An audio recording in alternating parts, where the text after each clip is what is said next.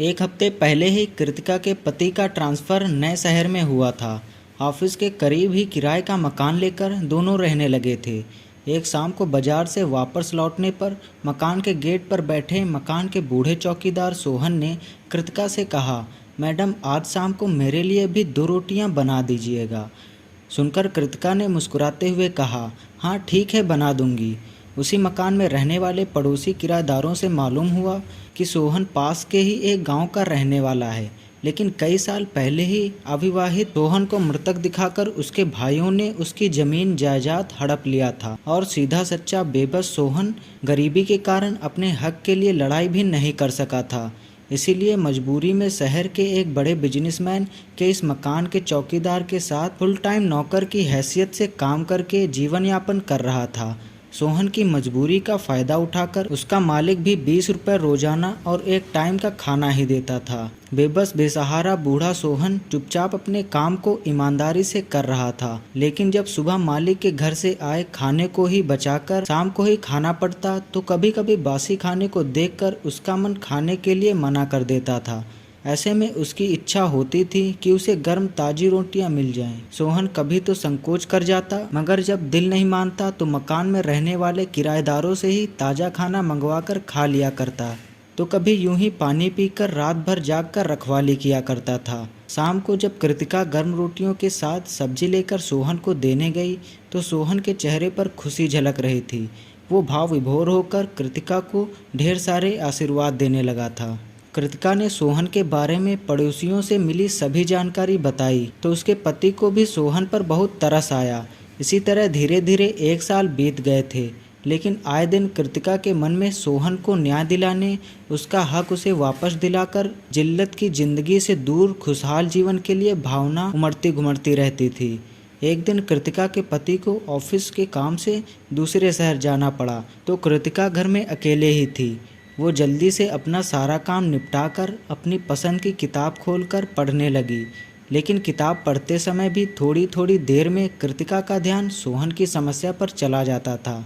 ऐसे में कृतिका ने किताब बंद करके एक तरफ रख दिया और सोहन की मजबूरी का फ़ायदा उठाकर उसके मालिक द्वारा दी जाने वाली ज्यादती और सोहन के परिवार वालों की बेहयाई के बारे में सोचने लगी कि बड़ी अजीब दुनिया है, कैसे कैसे लोग हैं इस दुनिया में।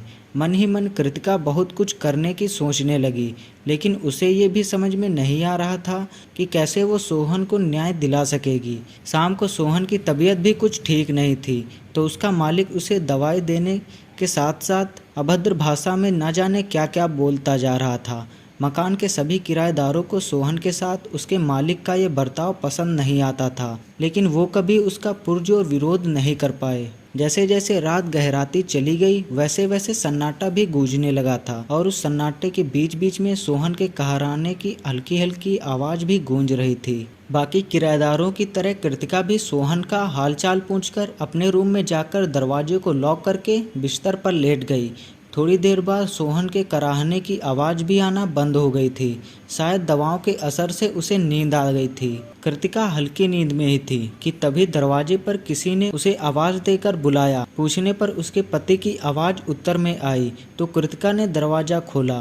कृतिका के पति के हाथ में एक मोटी फाइल थी, जिसे कृतिका को देखते हुए उसके पति ने कहा कि देखो ये फाइल मैंने सोहन के बारे में पूरी छानबीन करके उसे उसका हक दिलाने का फैसला कर लिया है। पति के हाथों से फाइल लेकर कृतिका ने चौंक कर खुशी से कहा कि हाँ सही, आपने बहुत अच्छा किया है, हमें सोहन को न्याय दिलाना ही होगा। आखिरकार किसी जीवित इंसान को इस तरह कोई मृतक कैसे घोषित कर सकता है, ऊपर से उसका मालिक भी उसकी मजबूरी का फ़ायदा ले रहा है।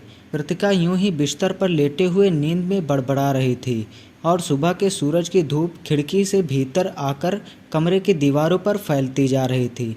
इतने में मोबाइल बजने लगा था। कृतिका हड़बड़ाहट में नींद से जागकर इधर उधर देखने लगी तो कमरे में उसके सिवा कोई और नहीं था। साथ ही मोबाइल पर बजने वाली ट्यून भी खामोश हो गई थी। मोबाइल पर उसके पति की कॉल दोबारा आने लगी तो कृतिका की चैतन्यता वापस आई। उसने कॉल रिसीव करते हुए पूछा कि क्या आप अभी वहीं हैं? क्या रात में घर वापस नहीं आए थे? आप कोई फाइल मुझे दे रहे थे ना, वो फाइल कहाँ है? कृतिका के पति ने इतने सारे सवाल एक सांस में पूछने का कारण जानना चाहा तो कृतिका चुप रही।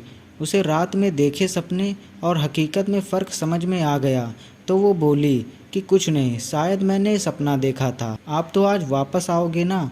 कृतिका ने अपने देखे सपने के बारे में विस्तार से बताया तो उसके पति ने उससे ज़्यादा ना सोचने और अपना ख्याल रखने की बात कहकर बात खत्म की। कृतिका फ्रेश होने के लिए बाथरूम की तरफ जा रही थी कि नीचे से कुछ आवाज़ें सुनकर बालकनी से देखने लगी तो मालूम हुआ कि रात में सोहन सोने के बाद सुबह नींद से जागा ही नहीं। वो अब इस दुनिया से विदा होकर अंतिम यात्रा पर जा चुका था। कृतिका सोहन की अचानक हुई मौत से अवाक रह गई थी। कभी वो अपने रात के सपने के बारे में सोचती तो कभी सामने जमीन पर पड़े सोहन के बेजान शरीर को देखती। वो जीवित रहकर भी मृतक घोषित सोहन के वास्तव में मृत होने पर विचारों के सागर में डूबती जा रही थी कि सोहन के इस बेजान शरीर ने सोहन के मृतक होने की वर्षों से लिपटी पहचान को आज जीवित कर दिया था।